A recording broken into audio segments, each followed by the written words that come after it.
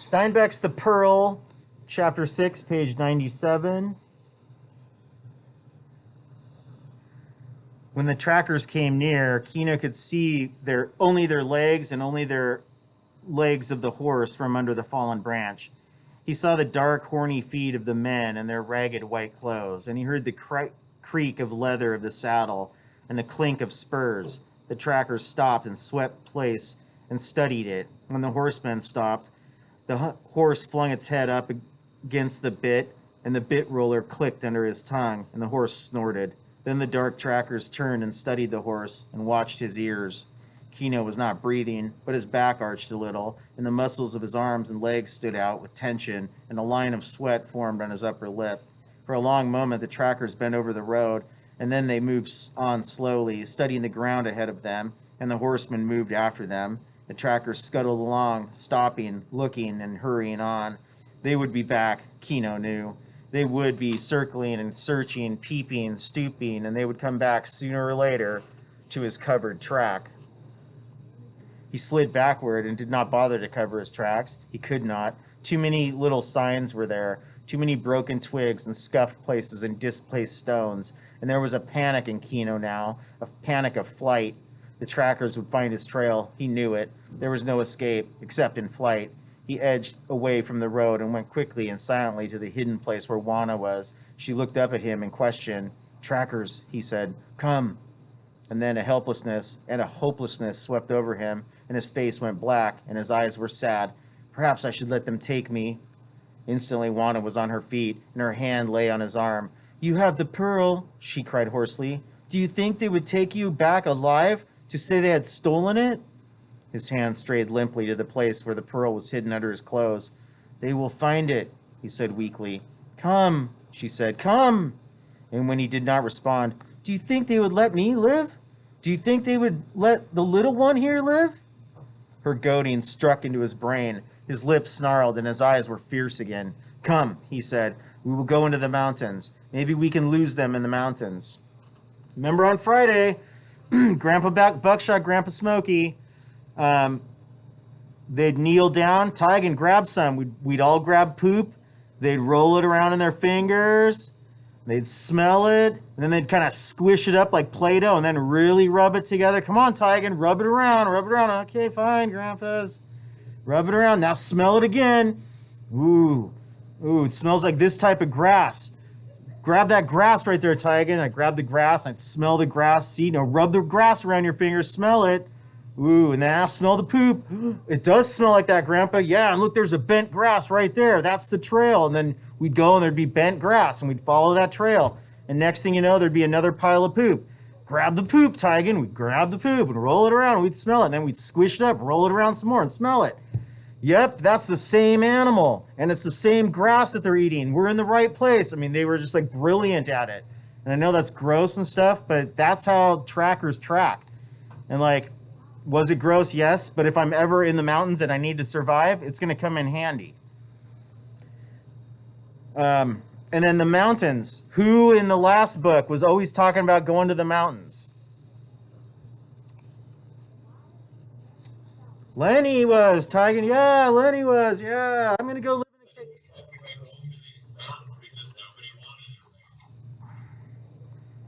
Right. Frantically, he gathered the gourds and the little bags that were their property. Kino carried a bundle in his left hand, but the big knife swung free in his right. He parted the brush for Juana, and they hurried to the west toward the high stone mountains. They trotted quickly through the tangle of the undergrowth. This was panic flight. Kino did not try to conceal his passages. He trotted, kicking the stones, knocking the telltale leaves from the little trees. The high sun streamed down on the dry, creaking earth so that even vegetation ticked in protest.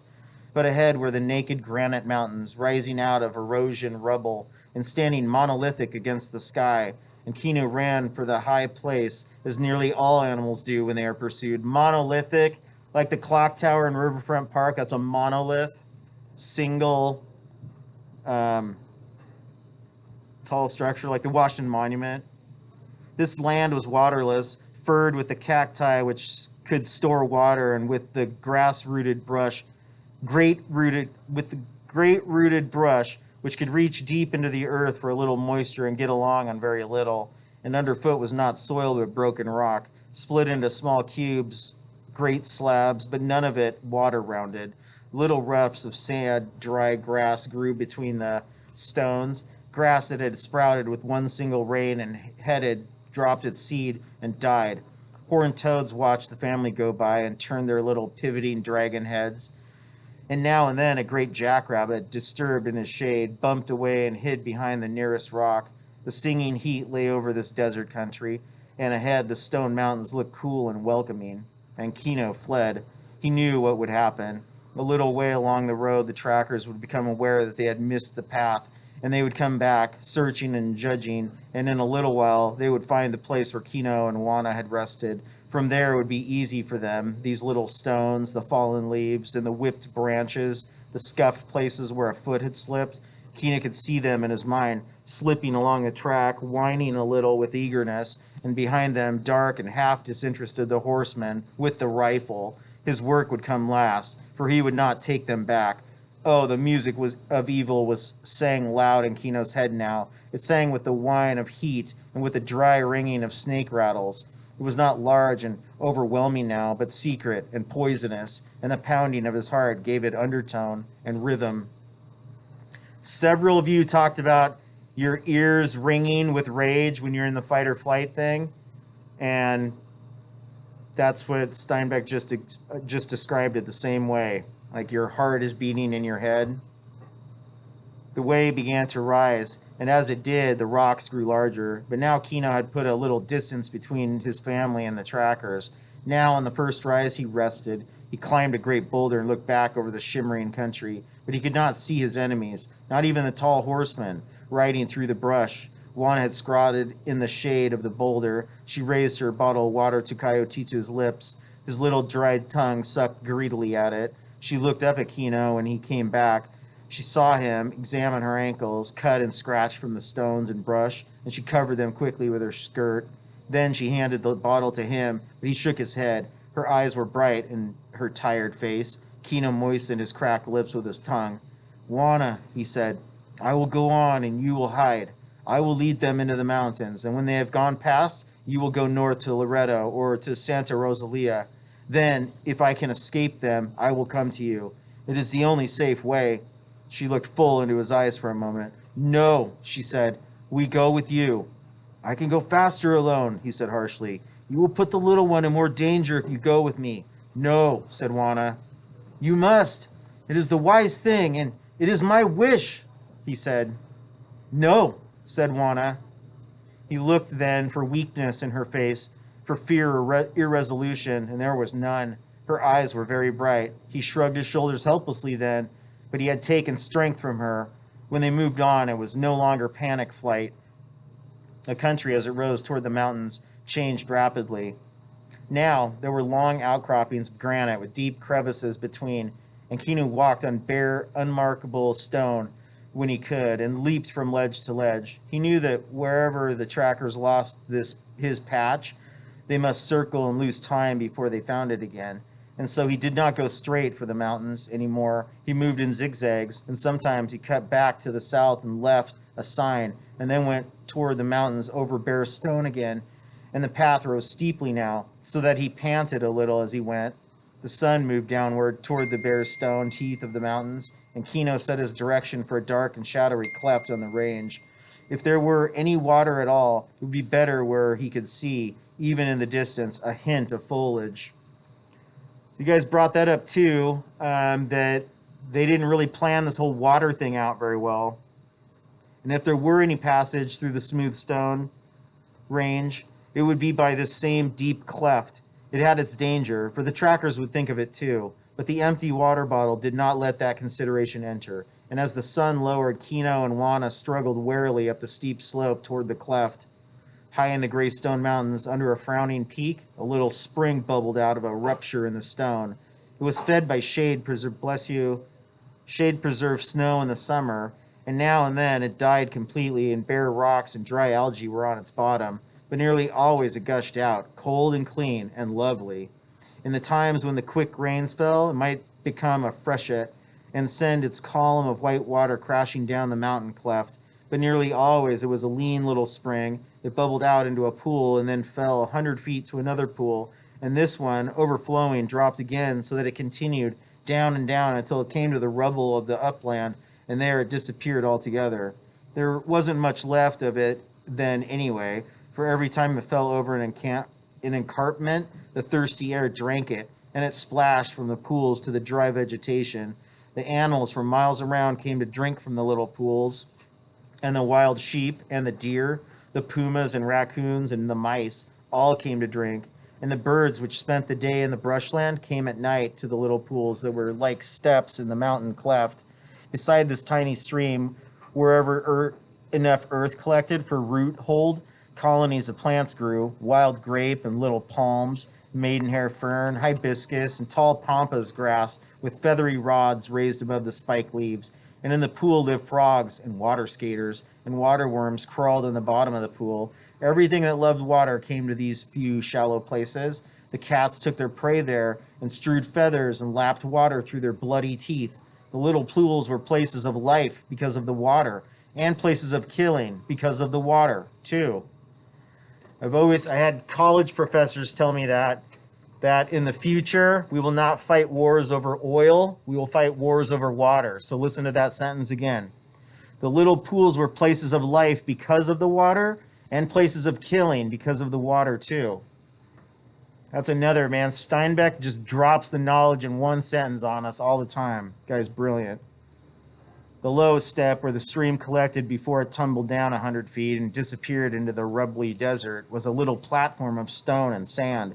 Only a pencil of water fell into the pool, but it was enough to keep the pool full and to keep the ferns green in the underhang of the cliff. And wild grape climbed the stone mountain, and all manner of little plants found comfort here. The freshets had made a small sandy beach through which the pool flowed, and bright green watercress grew in the damp sand. Watercress, that's a natural lettuce. You can eat it. The beach was cut and scarred and padded by the feet of animals that had come to drink and to hunt. The sun had passed over the stone mountains when Kino and Wano struggled up the steep, broken slope and came at last to the water. From this step, they could look out over the sun-beaten desert to the blue gulf in the distance. They came utterly weary to the pool, and Wano slumped to her knees and first washed Coyotitu's face, and then filled her bottle and gave him a drink. And the baby was wary and petulant, and he cried softly until Wano gave him her breast, and then he gurgled and clucked against her. Kino drank long and thirstily at the pool. For a moment then he stretched out beside the water and relaxed all his muscles and watched Wana feeding the baby, and then he got to his feet and went to the edge of the step where the water slipped over, and he searched the distance carefully, his eyes set on a point, and he became rigid. Far down the slope he could see the two trackers. They were little more than dots or scurrying ants, and behind them a larger ant. Wana had turned to look at him, and she saw his back stiffen. "How far?" she asked quietly. "They will be here by evening," said Kino. He looked up the long, steep chimney of the cleft where the water came down. "We must go west," he said, and his eyes searched the stone shoulder behind the cleft. And 30 feet up, on the gray shoulder, he saw a series of little erosion caves. He slipped off his sandals and clambered up to them, gripping the bare stones with his toes, and he looked into the shallow caves. They were only a few feet deep, wind-hollowed scoops, but they sloped slightly downward and back. Kino crawled into the largest one and lay down and knew that he could not be seen from the outside. Quickly he went back to Wana. "You must go up there. Perhaps they will not find us there." Without question, she filled her water bottle to the top, and then Kino helped her up to the shallow cave and brought up the packages of food and passed them to her. And Wana sat in the cave entrance and watched him. She saw that he did not try to erase their tracks in the sand. Instead, he climbed up the brush cliff beside the water, clawing and tearing at the ferns and wild grape as he went. And when he had climbed 100 feet to the next bench, he came down again. He looked carefully at the smooth rock shoulder toward the cave to see that there was no trace of passage. And last he climbed up and crept into the cave beside Wana. "When they go up," he said, "we will slip away, down to the lowlands again. I'm afraid only that the baby may cry. You must see that he does not cry." "He will not cry," she said. And she raised the baby's face to her own and looked into his eyes, and he stared solemnly back at her. He knows, said Juana. Now Kino lay in the cave entrance, his chin braced on his crossed arms, and he watched the blue shadow of the mountains move out across the brushy desert below until it reached the gulf, and the long twilight of the shadow was over the land. The trackers were long in coming, as though they had trouble with the trail Kino had left. It was dusk when they came at last to the little pool, and all three were on foot now, for a horse could not climb the last steep slope. From above, they were thin figures in the evening. The two trackers scurried about on the little beach, and they saw Kino's progress up the cliff before they drank. The man with the rifle sat down and rested himself, and the trackers squatted near him, and in the evening the points of their cigarettes glowed and receded, and then Kino could see that they were eating, and the soft murmur of their voices came to him. Then darkness fell, deep and black in the mountain cleft. The animals that used the pool came near and smelled men there and drifted away again into the darkness. He heard a murmur behind him. Juana was whispering, "Coyotitu." She was begging him to be quiet. Kino heard the baby whimper, and he knew from the muffled sounds that Juana had covered his head with her shawl. Down on the beach, a match flared, and in its momentary light, Kino saw that two of the men were sleeping, curled up like dogs, while the third watched, and he saw the glint of the rifle in the matchlight. And then the match died, but it left a picture in Kino's eyes. He could see it, just how each man was, two sleeping, curled, and the third squatting in the sand with a rifle between his knees. Kino moved silently back into the cave. Juana's eyes were two sparks reflecting a low star. Kino crawled quietly close to her, and he put his lips near her cheek. "There is a way," he said. "But they will kill you." "If I get first to the one with the rifle," Kino said, "I must get to him first. Then I will be all right. Two are sleeping." Her hands crept out from under her shawl and gripped his arm. "They will see your white clothes in the starlight." "No," he said, "and I must go before moonrise." He searched for a soft word and they gave it up. "If they kill me," he said, "lie quietly, and when they are gone away, go to Laredo." Her hands shook a little, holding his wrist. "There is no choice," he said. "It is the only way. They will find us in the morning." Her voice trembled a little. "Go with God," she said. He peered closely at her, and he could see her large eyes. His hand fumbled out and found the baby, and for a moment his palm lay on Coyotito's head. And then Kino raised his hand and touched Juana's cheek, and she held her breath.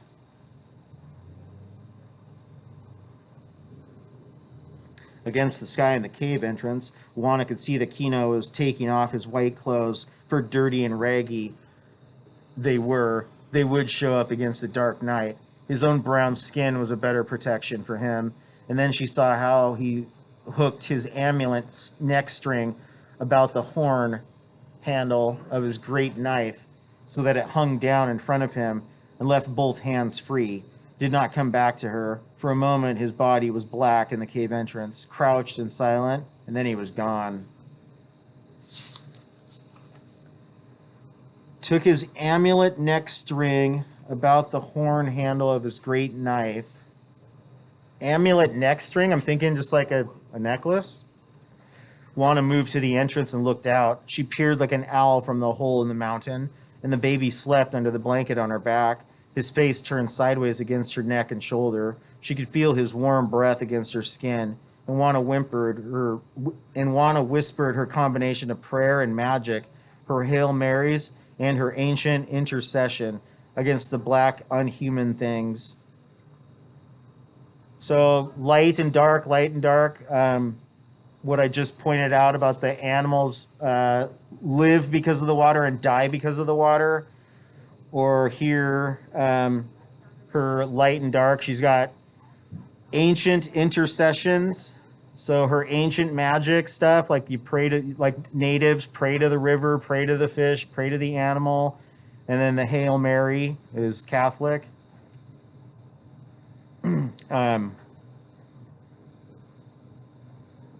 All against the black, unhuman things.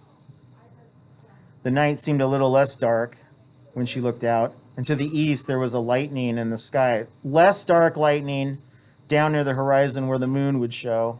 And looking down, she could see the cigarette of the man on watch.